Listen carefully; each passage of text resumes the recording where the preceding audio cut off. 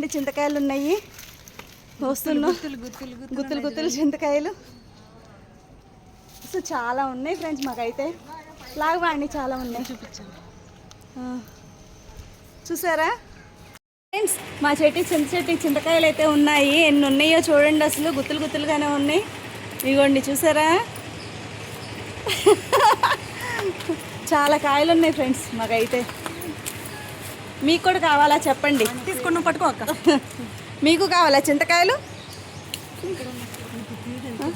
చూడు అసలు ఎన్ని ఉన్నాయో.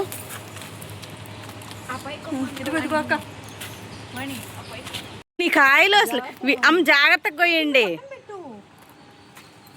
అసలు చాలా ఎక్కువ ఉన్నాయి మాకైతే ఒక కొమ్మకే, కానీ పైకి కూడా చాలా ఉన్నాయి, కానీ ఇవన్నీ అందవు ఫ్రెండ్స్ మాకైతే. ఇవి అన్నీ ఒక సైడ్కి పెట్టేసేయండి పడిపోకుండా.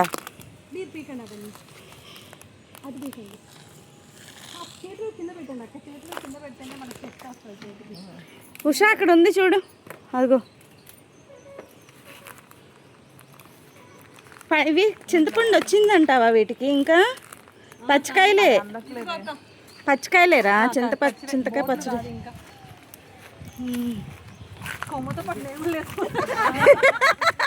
జాగ్రత్త అమ్మా, మీ ఆయనకి మళ్ళీ సమాధానం చెప్పలేము.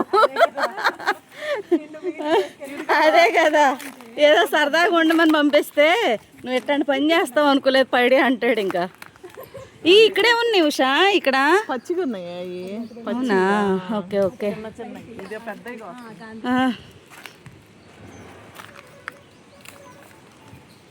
ఒక కొమ్మకే మళ్ళీ తిని చూడు ఎట్లా వేస్తుందో, కింద అన్ని ఇటు కిందకి ఇస్తుతుంది పట్టుకోకుండా. అదే కదా,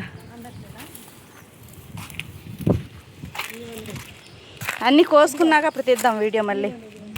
చింతకాయలు ఉప్పు కారం వేసుకొని తింటే సూపర్గా ఉంటుంది కదా ఫ్రెండ్స్. చూడండి ఇక్కడ ఎన్ని కాయలు ఉన్నాయో.